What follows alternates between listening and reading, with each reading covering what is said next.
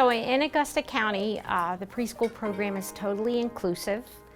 So that means that children attend the preschool class where they live with their community peers. So we don't have separate classrooms for children that have disabilities. We believe that children are children first, and that we look at their disability as to the services that they need to receive to access the curriculum, not to keep them separate from their typically developing peers. Yes, you can go. The Department of Education fully supports inclusion of young children in early childhood programs. We know that inclusion is legally required. We have two primary laws that guide us on this topic. The Individuals with Disabilities Education Act and the Americans with Disabilities Act both require early childhood programs to make reasonable accommodations and provisions for the inclusion of young children with disabilities. We know that inclusion means having high expectations for all children, and that's truly one of the major benefits of including young children with disabilities and developmental delays.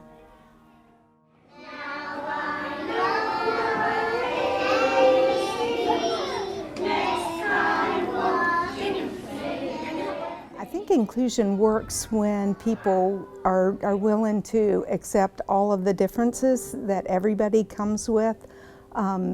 We all have differences, and we need to be accepting of each other and students as well. We need to see the student for their strength, build to their strengths, and help them progress. So I think what makes it work is that everybody has that attitude and kind of a philosophy that we need to all be included in everything.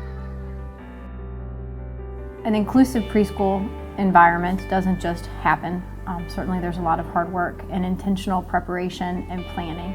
It starts at the administrative level in ensuring that teachers have the resources and the supports that they need to work with a variety of students in their same classroom. And so that comes with intentional and sustained professional development. So we make room in our calendar and in our instructional planning to be sure that those preschool teachers and the paraprofessionals who support them have access to that on a routine basis. And again, it's very intentionally aligned with our overall goals of providing a successful classroom experience to all of our students, regardless of their abilities or their disabilities. I think that we all work really well together as a team. We collaborate to do what's best for children, and we plan together. We meet with the families and find out what their needs are for their child at home, so we can carry over what they're doing at home to school, and the same thing, strategies we're working on at school, we carry over to the home, and we're all a team. We all work together as a team. In preschool, we have a speech therapist at our school, we have an occupational therapist and a physical therapist, and our team also includes the parents of the child, our administrator, anybody who works with the student, and we all work together to plan what's best for the child to meet their needs.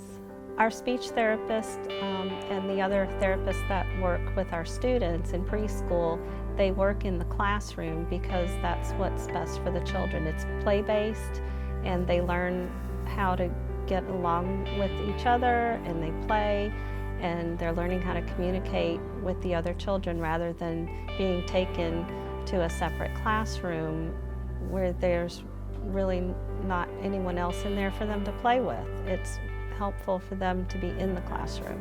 And the speech therapist is in our classroom every day and working with not just one child, but other children come over to work with her as well. And they all play together and interact, and that's what's best for the children. One of the best examples I could share was I went into a classroom and there was a student with special needs who was surrounded by her peers, and they were all working with someone who was providing specialized services. But the regular ed students were assisting with that. They were singing songs and they were clapping and they were working on some speech things. And so just to see that group of students working closely together was an amazing thing.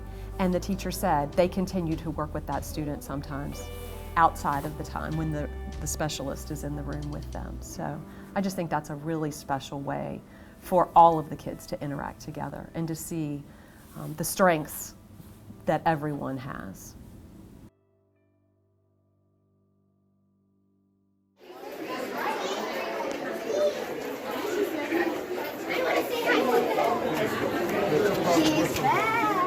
So my husband and I have 2 kids. Heath is first, he's 8 years old and he goes to Hugh K. Castle. And then we have Kinley, our daughter. She'll be 5 in a couple weeks and she also goes to Hugh K. This is her 2nd year in preschool. She was born with Down syndrome and also a heart defect, so she's had some surgeries and medical stuff, but it's just one small part. She's very social, she loves music, she loves dancing, and she's just kind of added a lot to our life.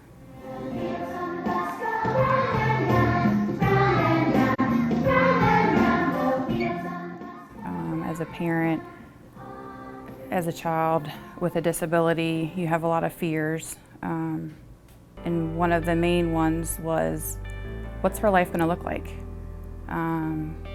Is she gonna be included? Is she gonna have friends?